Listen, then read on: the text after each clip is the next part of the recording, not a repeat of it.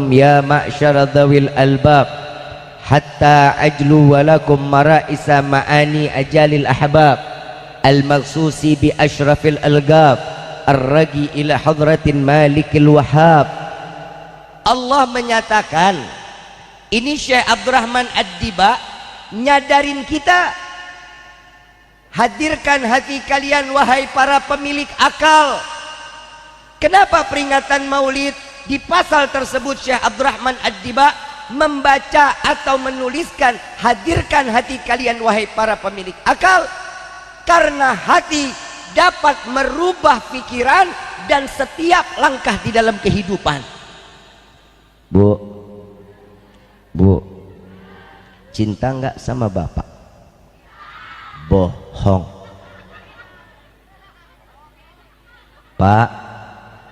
Bapak,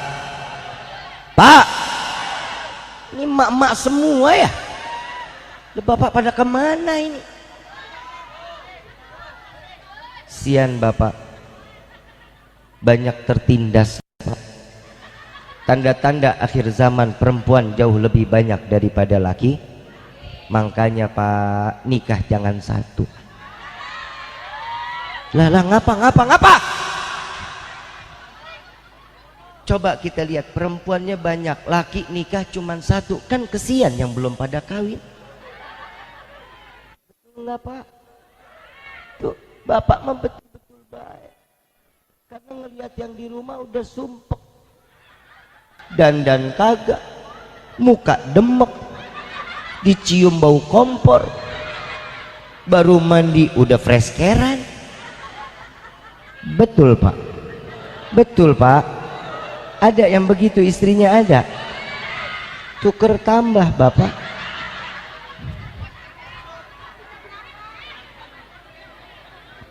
Ibu bapak yang dirahmati oleh Allah, saya kalau ngomongin nikah 2, 3, 4 Gus Aldi agak semangat. Mudah-mudahan yang di rumah nggak nonton Gus. Kalau di rumah nonton urusannya, pokoknya besok-besok nggak boleh main-main lagi sama Habib Rifki. Loh, ini kan pelajaran, boleh nggak? Pelajaran disampaikan boleh nggak? Mau dijalanin mau nggak kan urusan kita, betul? Tapi saya cuma ngasih tahu pak, maaf, ibu ini ngurusin rumah tangga udah capek, betul bu? Ngurusin anak capek nggak? Ngurusin suami capek nggak?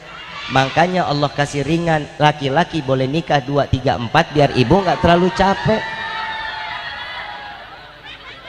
Masuk nggak Gus? Masuk bener.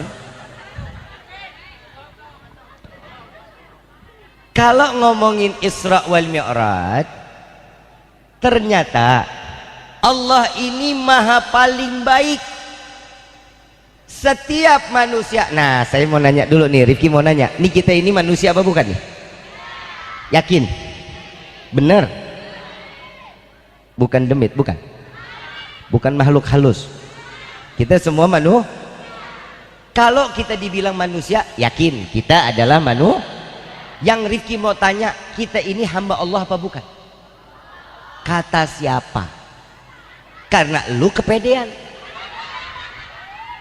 Yang namanya hamba, menjalankan perintah Allah, menjauhkan larangan, ini adalah hamba. Contohnya siapa? Di dalam surat Al-Isra Allah jelaskan. Ayat pertama, Subhanalladzi asra bi abdihi, maha suci Allah yang memperjalankan seorang hamba. Siapa hamba tersebut? Nabiyuna Muhammad sallallahu alaihi wasallam. Nabi Muhammad dibilang hamba sama Allah karena Nabi Muhammad hidupnya ibadah. Kalau kita mah beda. Nabi Muhammad tiap malam 1000 rakaat, setiap hari sholat kakinya bengkak. Sama bib, kita orang Duku Puntang bukan? Desa Kepuh ya, Palimanan ya. Orang desa Kepuh, orang Palimanan, kita juga bib kalau sholat kaki sampai bengkak. Beda kalau kita sama Nabi. Kalau Nabi baca suratnya panjang-panjang, kalau kita asam urat. Beda. Nabi dibilang seorang hamba, semua waktunya buat Allah. Nah kita tiap hari waktunya cuman buat urusan duit.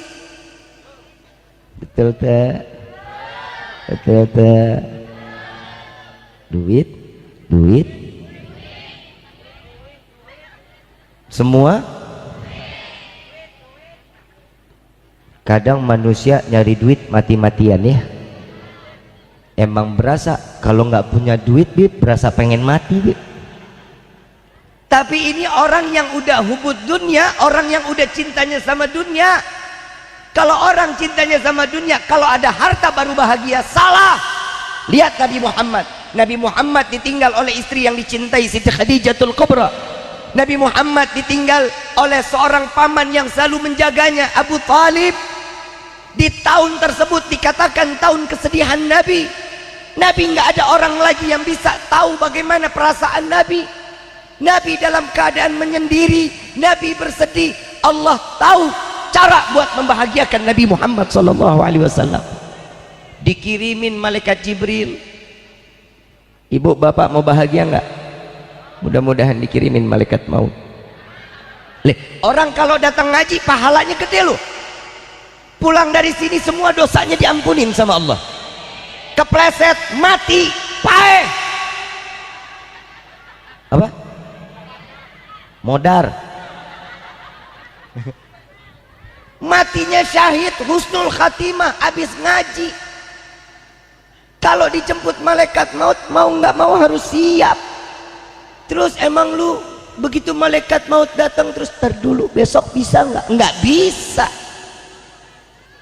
Yang waktunya datang waktunya paeh-paeh. Betul nggak?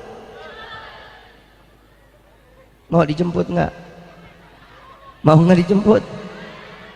Udah dijelasin masih nggak mau aja.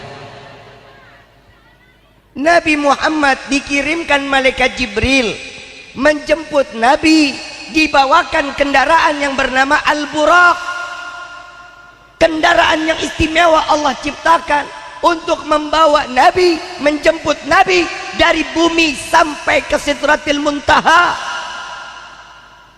Allah tahu cara ngebahagiain Nabi. Apa caranya? Untuk umat. Apabila itu yang diperintah untuk umat, pasti Nabi senang. Kalau kita mah beda. Oi, oi, Bu, Bapak, kita rekening penuh baru senang. Tetangga ngajakin jalan-jalan, hayo. Ke CSB walaupun nggak jajan, hayo. Betul nggak? Betul. Ini yang gila. Yang namanya bikin senang ternyata. Saya punya kisah sedikit, boleh nggak? Saya punya kisah kehidupan diri saya, boleh? Saya jalan, saya ke Pondok Asidku, Desa Sampora, Kuningan. Saya ke sana diperintah sama guru saya Habib Gures bin Qasim bin Ahmad Baharun. Dari Pondok Asidku, saya ingin bergerak ke markas Majlis Rasulullah di daerah Desa Ciputa, Ciawi Gajah, Kabupaten Kuningan. Jarak dari Desa Sampora ke Ciawi itu kurang lebih 22 kilo atau 24 kilo. Jalan baru belum jadi, harus muter lewat Cirendang. Dari mulai Desa Sampora saya masuk ke dalam mobil. Habib yang bawa mobil, emang murid nggak ada teboga akhlak. Guru yang nyetir, murid duduk. Itu hari saya belum bisa bawa mobil. Saat saya duduk di samping Habib dari mulai Desa Sampora sampai Cirendang, nggak ada cerita, nggak ada ngobrol, nggak ada nanya, kan deg-degan saya.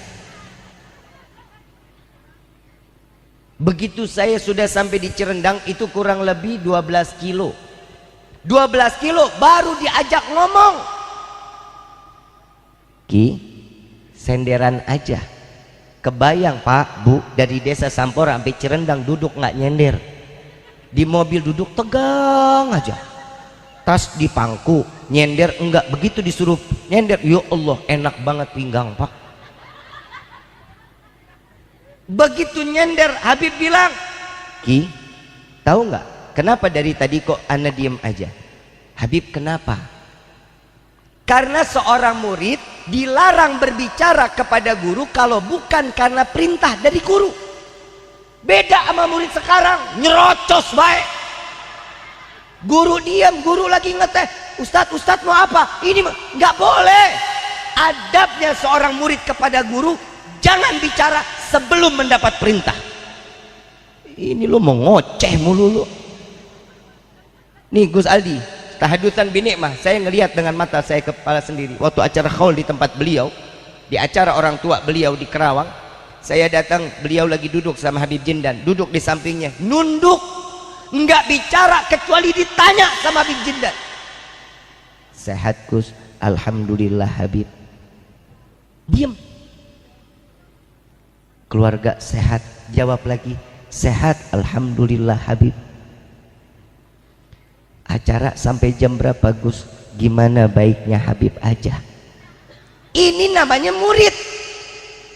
Kalau saya ditanya sama Habib Jindan, wah saya jawabnya ceceran lagi. Habib sama siapa? Supirnya siapa Habib? Tadi sendal dilepas di mana Habib? Wah ada aja tuh. Ini adabnya benar. Beda sama kita. Ama guru aja harus begitu, gimana dengan orang tua? Jangan berbicara sesuatu yang nggak manfaat dengan orang tua. Tolong, media sosial digunain dengan sebaik-baiknya, jangan caci maki orang tua. Ini anak sekarang la ilaha illallah benci sama orang tuanya, dituangin di status. Mudah-mudahan ada anak yang begitu meninggal, itu status dibaca sama ribuan orang. Siksaan bertubi-tubi di hadapan Allah. Naudzubillahi min. Makanya Rifki sekarang udah nggak mau media sosial, empet. Jujur, media sosial dulu ya kita ladang syiar, betul ya, syiar dakwah. Ini buktinya gue sampai diundang kemari-mari. Kenalnya dari mana? Pertama Gus Aldi, Bu Haji sering nonton di TikTok mungkin, bener. Wah Bu Haji punya TikTok. Pada kita doanya bukan Allah yang pelit, tapi ada yang salah di dalam sholat kita. Mungkin sholat kita buru-buru, kadang nggak tumak ninah, khusyuknya nggak ada. Allahu Akbar, padahal udah berikrar sama Allah, betul nggak? Inna salati wa nusuki wa mahyaya wa mamati lillahi rabbil. Tuh, kita sudah berikrar kepada Allah, ya Allah aku serahkan hidupku, matiku, sedekahku, zakatku, semua ibadahku aku serahkan kepadamu ya Rabb. Baru Al-Fatihah, kompor belum dimatiin, ingat. Kunci motor ketinggalan di mana? Tahu. Betul nggak? Ini kita modelnya. Gimana doa kita mau dikabulin sama Allah? Kalau urusan Allah aja kita singkirin. Allah cuma minta kita, tidak Allah ciptakan jin dan manusia kecuali untuk beribadah. Nggak ada, Allah nggak minta lain. Orang Palimanan tiap bulan setoran kepada saya 3 miliar. Ada begitu? Nggak ada. Cuman diminta zakat dari hasil 1 tahun 2,5%. Nggak seberapa. Kita nih ya Allah, kalau buat hitung-hitungan Allah ini luar biasa sama kita. Sampai gini hari kita masih dikasih panjang umur, sehat afiat. Corona ingat nggak corona? Berarti yang hidup sekarang nih, manusia nih yang sekarang, berarti kan ada di saat corona. Lo bilang tidur 2 tahun, gue cekek lo. Ngalamin nggak corona? Ngalamin. Rezeki gimana? Hah? Apa-apa? Mampet. Gus catat ya, dia bilang apa? Mampet. Kayak BAB lu ya. 2 tahun corona, yang dibilang rezeki mampet. Rifki mau tanya, yang kerja bagaimana? Di PHK, betul? Yang punya usaha bangkrut, yang punya jadwal batal semuanya, termasuk aing. Sarua ku aing Gus, batal semuanya. Gak ada kegiatan kecuali di rumah. Tapi Rifki mau tanya, tadi bilang rezeki mampet, betul? Selama corona 2 tahun, makan sarapan berhenti kagak? Masih sarapan? Makan siang masih makan? tengah sore hari masih singkong, ubi, ngopi masih, malam habis isya masih makan nasi, tengah malam masih nyemil indomie. Gimana rezeki yang dikurangin? Nah hidup lu makan mulu. Saya jujur, begitu corona, Masya Allah, sebelum corona berat saya 41, 43, nggak lebih. Begitu corona naik 19 kilo. Lu mah begitu Gus. Kenapa? Ada waktunya, berarti ada hikmah. Hikmahnya apa? Ibu sering-sering kumpul sama bapak, betul nggak? Yang biasanya jauh sekarang ada di samping. Uya bib sumpek juga 2 tahun. Bapak ditugasin sama Allah menjadi imam yang terbaik di hadapan Allah. Kenapa? Ramadan sholat taraweh jadi imam. Buat siapa? Buat keluarga, anak, istri. Itu kan pelajaran. Walaupun yang dibaca kul lagi. Betul nggak? Itu kan pelajaran. Anak yang tadinya jauh dari orang tua begitu dekat, Masya Allah, handphone dipinggirin, duduk ngobrol sama orang tua. Ini ada hikmahnya. Kenapa? Karena kita udah terlalu lalai di hadapan Allah.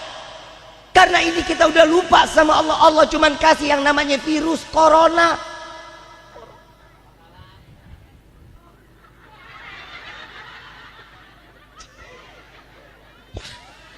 Gak kelihatan mata tapi sedunia hancur. Jangan main-main sama Allah nih. Ini apa lagi nih kemarin ya? Salah satu negara adidaya, calon presiden ngomong, saya terpilih, Gaza kita buat neraka. Allah limpahin neraka buat mereka. Jangan main-main sama Allah, jangan. Kalau Allah sudah punya mau, gak ada yang sesuatunya sudah pasti jadi, maka jadi. Idza arada syai'an ayyakula lahu kun. Kalau Allah sudah punya mau, biarin. Kita nggak bisa apa-apa. Tugas kita cuma ibadah. Yang kita pikirin nasib kita kelak di yaumil qiyamah, baik buruknya seseorang, lihat bagaimana matinya. Ini Nabi yang ngomong. Kita mau jadi orang baik, lihat salat yang benar, ibadah yang benar, diterima atau tidak itu urusan Allah. Tugas kita apa? Ibadah. Gue jadi emosian kok ceramah di sini ya. Apa hawa lapar kali Gus? Lu lapar nggak Gus? Sama gue juga. Tadi gue ngelihat somai mana tinggal dikit. Gue was-was, gue ceramah lama somai beak. Bungkus boleh emang. Lu coba deh WhatsAppin Bu Haji.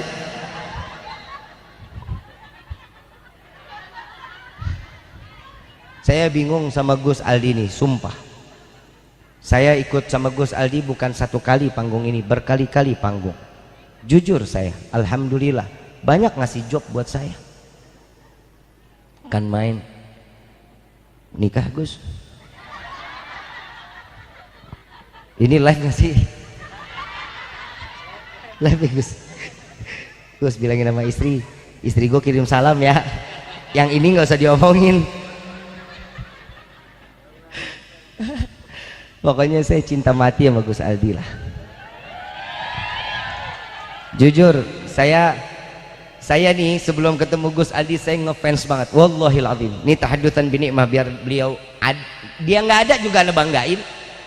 Jujur, tapi jangan sampai nggak ada dulu Gus. Yang ini belum ditransfer. Saya sering ngikutin beliau di prank YouTube, prank mobil, kan ada ya? Pura-pura suara pales, padahal beneran pales.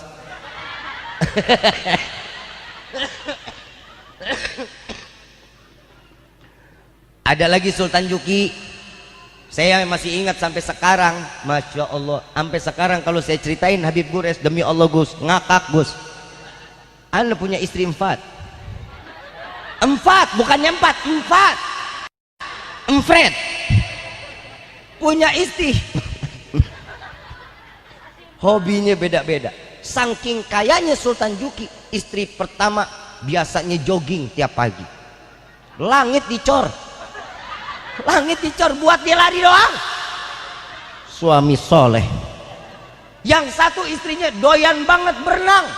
Buka pintu kamar dia bikin lautan. Hobinya berenang. Istri ketiga hobinya belanja. tapi dia sedih. Kenapa? Sampai gini hari dari mulai kawin nggak pulang-pulang. Persis ibu-ibu Palimanan. Bu, ibadah itu bukan hanya sekedar sholat, baca Quran, zakat, haji, tapi ibu bikin senang suami, itu pun ibadah.